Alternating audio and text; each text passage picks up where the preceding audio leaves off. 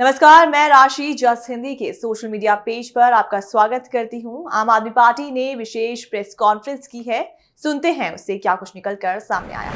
साथियों, मई 3, 2023 को मणिपुर में दंगे शुरू हुए थे।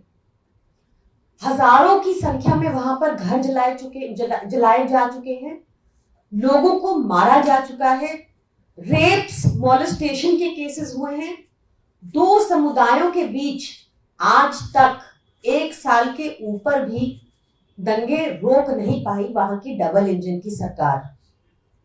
जब लगातार एन बीरेन सिंह वहां के मुख्यमंत्री का इस्तीफा मांगने की डिमांड उठने लगी, क्योंकि वो बिल्कुल इनकॉम्पिटेंट मुख्यमंत्री रहे, तो अमित शाह जी ने सदन के पटल में कहा कि हमें उनसे हर तरह की कोऑपरेशन मिल रही है, इसलिए उनसे इस्तीफा नहीं लिया जा रहा।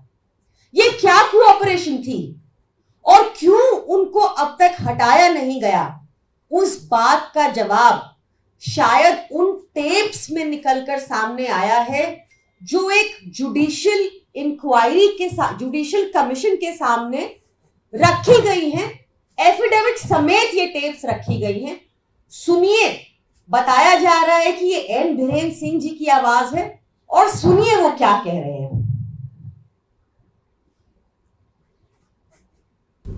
अमित शाह ने सवाल करा, बीरेन जी, हाँ सर, अरे तुम बॉम्ब मारता है, तुम बॉम्ब मारता है, वो मुझे दुनिया में मालूम बात हुई है, पर बॉम्ब मत यूज कर रहा है किसी को, अभी मैं सेक्रेटरी चुपके से करना है, ओपनली नहीं करना है। अमित शाह जी ने उनको कहा बॉम्ब मत, तुम बॉम्ब मारता है। वो हंसते हुए सबको बता रहे हैं कि अमित शाह जी ने कहा, अरे बीरेन सिंह तुम बॉम्ब मारता है, नहीं मारना है। डीजी को बुलाकर अमित शाह जी ने समन किया, कहा बॉम्ब नहीं मारना है, और बीरेन सिंह जी कह रहे हैं चुपके से यूज करना है। दो समुदाय के बीच में शांति बनाने की बजाय वहां के मुख्यमंत्री इंस्ट्रक्शंस दे रहे हैं बॉम्ब चुपके से मारना है। क्या यही वजह है जो अब तक वहां पर राइट्स कंट्रोल नहीं हुए, शांति कायम नहीं हुई? प्रधानमंत्री मोदी एक बार भी अब तक मणिपुर नहीं गए। लोकसभा चुनाव के प्रचार के टाइम भी प्रधान प्रचारक मणिपुर नहीं गए। क्या यही वजह है? क्या इसी कोऑपरेशन की बात कर रहे थे अमित शाह जी सदन के पटल पर, जिस वजह से इनका इस्तीफा नहीं लिया गया?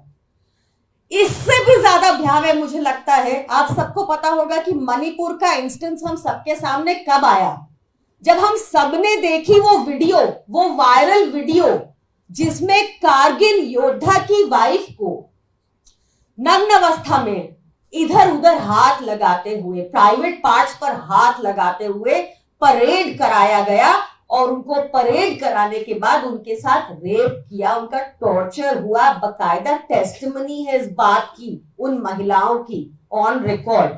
और बीरेन सिंह जी क्या कह रहे हैं उस इंसिडेंट के बारे में, जिस इंसिडेंट ने हमारे सबके कॉन्शियंस को झकझोर दिया था। उस इंसिडेंट के बारे सुनिए, टेप्स में क्या खुलासा हुआ है, मुख्यमंत्री मणिपुर के बीरेन सिंह जी क्या कहते हैं।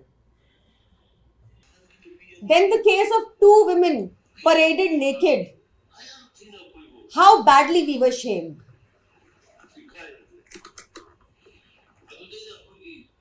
Why didn't even one group come out and assert? It was a bit difficult for me to speak out then, even though I've started speaking it out now.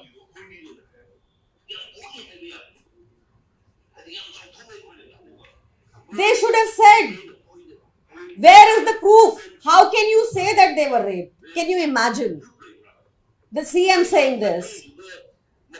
The brother and the uncle were killed by a mob of by 20,000 people. We should have said that it is we who have saved them from the mob. We should have said that it was so unsatisfactory. We should have taken the credit of saving them, clothing them, and sending them home.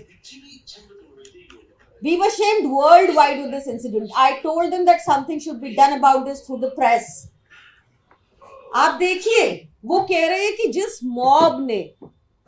जिस mob ने इनको जो 2 महिलाओं को कारगिल योद्धा की wife को नग्न अवस्था में परेड कराया जिस मॉब ने, और उसके बाद उनका रेप किया, बीरेन सिंह जी कहते दिख रहे हैं कि हमें कहना चाहिए था कि वो मॉब ने तो उनको कपड़े पहनाए, उनको घर भेजा कपड़े पहनाकर, और क्या सबूत है इस बात का कि उनका रेप भी हुआ।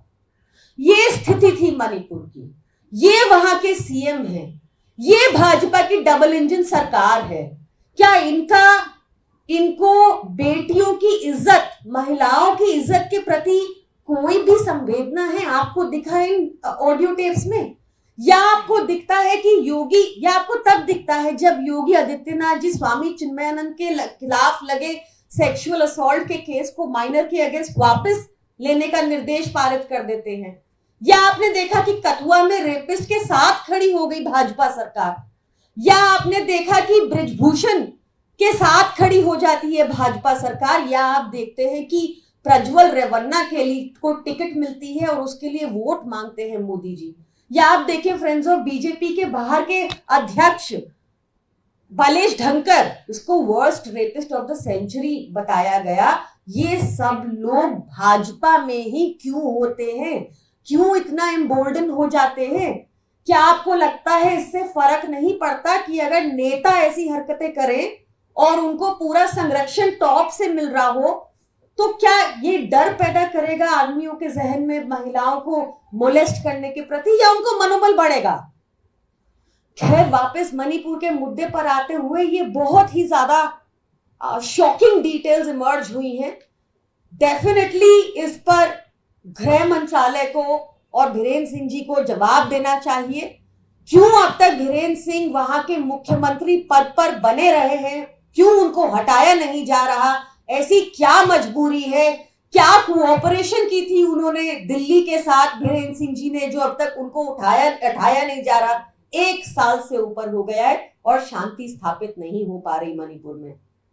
बहुत जरूरी है सवाल पूछे जाए, और बीरेन सिंह जी को भी इमीडिएट प्रभाव से डिसमिस करना चाहिए, वहां पर उस गवर्नमेंट को डिसमिस करना चाहिए और अकाउंटेबिलिटी सेट होनी चाहिए। नहीं तो चाहे महिला हो, चाहे रायट्स हो, ये हमारे देश में रुकेगा नहीं। ये पूछना जरूरी है कि ऐसे गृह मंत्री जो कह रहे हैं चुपके से बॉम्ब फेंकना है, क्या इनके गाइडेंस में हमारा देश सुरक्षित है? क्या हमारी बेटियां ऐसे लोगों के अंडर सुरक्षित है जो कह रहे हैं कि रेपिस्ट्स को अवार्ड मिलने चाहिए? ये कहा है उन्होंने उस ऑडियो टेप में कि हमें सिचुएशन को टर्न अराउंड करके दिखाना चाहिए था कि हमने तो हेल्प की, मॉब ने हेल्प की उन लड़कियों की, कपड़े दिए और उनको अवार्ड किया जाए। ये कह रहे हैं वहां के मुख्यमंत्री। It is extremely shameful and questions must be asked and accountability must be set.